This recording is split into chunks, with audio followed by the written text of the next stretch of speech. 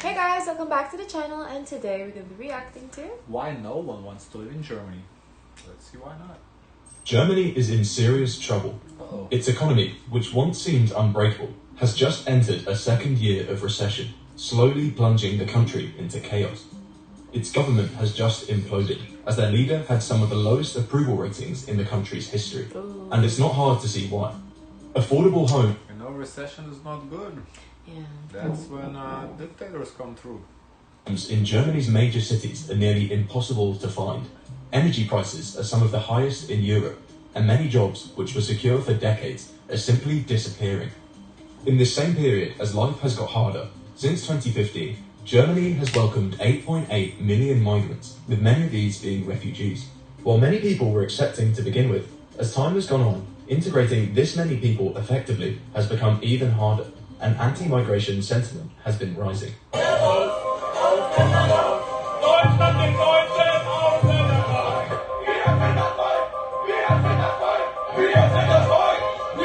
Oof, this reminds me of someone back in the day. That's so scary. Back in the day, yeah, reminds me of someone. It's not looking good. But yeah, migrants, it's not bad in itself, especially in Europe, because they're experiencing a population crisis. I think the problem is more so the amount so quickly.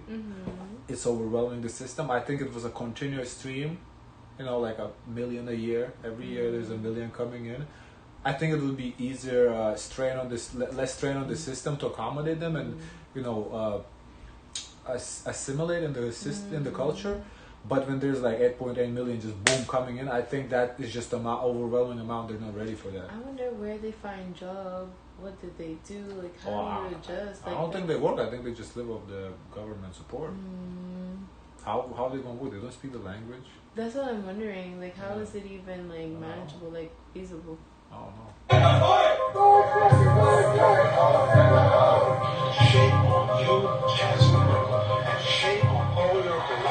At the forefront of this is the Alternative for Deutschland party. Despite only being formed in 2013, in 2024 they shattered the political landscape, winning state elections and quickly becoming one of the nation's most popular parties. The AfD is a controversial party, filled with some members who have said very questionable things. Many in Germany's government are quick to draw comparisons between them and Germany's dark past, often labelling them as fascists. But this doesn't solve anything. Rather than siding with the government, these comments only ignore or belittle these very real concerns and push people further away, deepening their frustration. The rise of the AfD is about more than just an anti-immigrant sentiment. It reflects broader discontent with the directions many Germans feel they can. This kind of is interesting to see, because I guess we don't really watch news, so we don't see it. What do you mean? Like, we don't see, like, here in the States, we don't see that Germany has these problems, right? Like, but it's kind of similar to the shit we deal with here. Because now everybody's like, oh, so much issues in America, blah, blah, blah. It's the same thing. Like, they're dealing that we are dealing. Like, a lot of people, you know, oppose immigration kind of the same way they do. So it's very, very similar. Is heading. For many, supporting the AfD isn't about embracing extremism. It's about rejecting policies they believe have failed them. So how did Germany go from being the best economy in Europe to being in the midst of an economic crisis, immigration crisis, and now a looming housing crisis? When we started this channel over 1 year ago, it was just me and use today's sponsor by the Data Want to Use 2 app to help me sourcing that helps me stay. Also, the dependence I can trap in one place or the pin first place. When you think of Germany, what may come to mind is brands like BMW, Mercedes, or even Adidas. Germany has used these world-renowned names to become an export powerhouse. Their products are known for their quality, and they enjoy... I don't have any more. You don't have any more? No. Oh, no. Okay, Nutella. Although it's German or no? Is Italy gonna claim it? I don't know. With high demand across the world. As Germany has grown, almost all elements of their economy have been built around this. At its peak in 2016, Germany recorded a $310 billion trade surplus, the world's largest, contributing nearly 10% toward GDP. But there is a problem with this kind of growth. You see, it works when everyone wants to buy your stuff, but as a global economic slowdown, the ever-increasing rise of China as competition and the potential of tariffs from major trading partners like America have been causing real problems. This is not just bad news for companies' profits. How recent is this video? Did Trump say he wants to put tariffs on Europe too, or just Mexico, Canada, and China? China. 2 days ago. Oh. So this is recent, yeah. Means many jobs across the nation, which were once built on export success, are now at real risk. Across Germany, nearly 500,000 jobs are now at risk, especially ones which people thought that they could rely on. Pick any industrial town across the country and you will see the same story. Nowhere is this better seen than with a company like Volkswagen. For decades, a job here meant security and enough to support a family. However, globalization and automation have chipped away at this safety, and now Kind of once again same issues we're dealing here. Like back in the day, like for baby boomers, a job meant you can support a family. Now, buy a house. Yeah. Now, a job means you need 2 jobs to support a family. Yeah. That's what it means. It's very similar situation. Now we're people dealing have with. like more than 3 jobs. Yeah, people need you have both parents working if you want to support the family. Sometimes some people have to work 2-3 jobs to support the family. Yeah, so it's a very similar situation. it seems to be reaching a tipping point. All across Germany, factories are rapidly closing, and with it, many stable jobs are simply vanishing, leaving people struggling to adapt to a changing world. While Germany's economy opened up to the world, it has become less competitive. Inflation, deindustrialization, and stagnating wages have eroded living standards. But there is one area in particular where these effects are hurting more than anywhere else. When we look at a map of Germany across some key metrics, whether it be living standards, level of education, or even happiness, we can see a clear divide. East and West. That's scary. This isn't a coincidence. This is Kind of, it makes sense because of, how it was, and for decades. So I'm not exactly surprised at this. Germany's east, formerly part of Soviet-controlled East Germany, and it's followed a very different trajectory from the west. For nearly half a century, these two sides operated under vastly different economic systems, and after the fall of the Soviet Union in 1991, reunification presented a major challenge, integrating the capitalist industrialized West with a region shaped by 45 years of socialism. Despite billions of euros invested annually, I would hop over to the West real quick immediately. to modernise infrastructure, schools and healthcare, the East continues to lag in key areas. Living standards, wages and education remain lower than in the West, fostering a deep sense of frustration. While incomes in the East rapidly rose from 42% to 67% of Western levels in the 1990s, progress stagnated at around 74% for the next 2 decades. In this period, although Germany's economy appeared to thrive on the surface, with booming exports and international prestige, these regional disparities simmered beneath the surface. Eastern Germans increasingly felt like second-class citizens, left behind by the prosperity enjoyed in the West. Today, opportunities are scarce, wages have stagnated, and public services continue to lag. Household wealth is similarly skewed. While Western households average €127,000 in net wealth, those in the East average only 43,000. These persistent inequalities have deepened resentment, with many in the East feeling that despite decades of promises, they're still excluded from the prosperity that defines Western Germany. This has created fertile ground for political outsiders to rise, who present an alternative to the status quo. And no other party has become quite as popular in Germany as the AfD. To see just how effective they have been, take a look at this graph. Although support for the AfD is on the rise across the country, in the East, their popularity has exploded. At its core, the AfD's platform revolves around opposition to globalization, skepticism toward the EU, and strong anti-immigration policies. These concerns are particularly amplified in the East, where young workers have migrated westward in search of opportunities. This map shows predicted population decline across Germany. In regions where the AfD's support is strongest, they are expected to lose 20% of their population in the next 20 years, leaving behind an aging population that struggles to adapt to new labour markets. So why have these issues in particular become so central to the sense of anger with Germany's government? The most important issue at the centre of the AfD's message is of course dissatisfaction with immigration. But why does Germany have an issue with migration to begin with? Germany's population is decreasing, with some estimates suggesting it could shrink by 4 million people by 2040.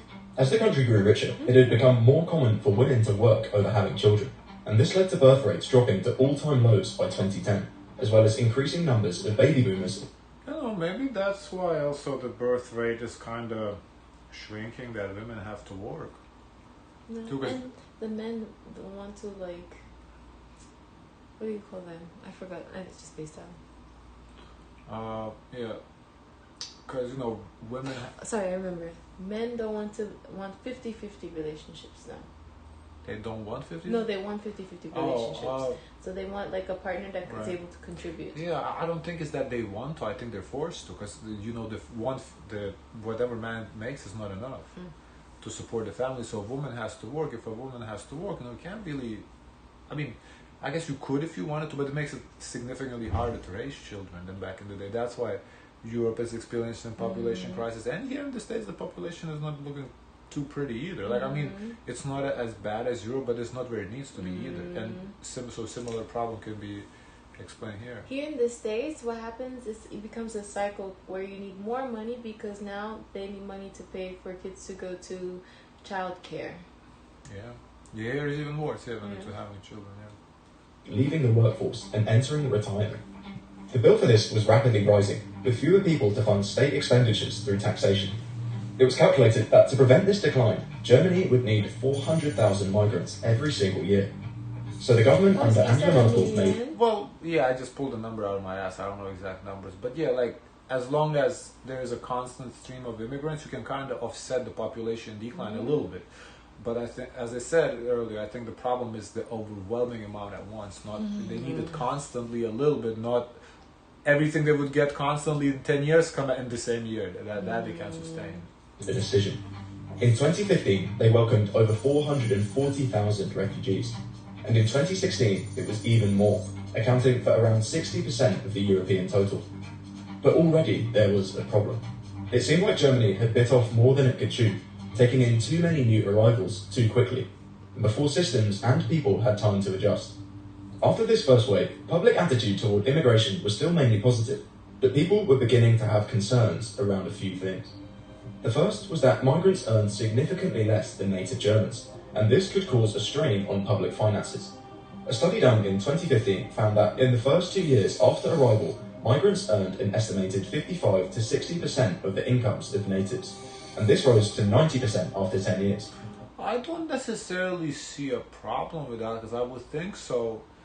They're probably less skilled, don't speak the language, so they do get paid less than the skilled people that do speak the language. I don't know why is that problematic. They kind of, you have to build your way up in your career. If you're just starting a career and you come, of course you're gonna get a base salary. I don't know. But is it livable though?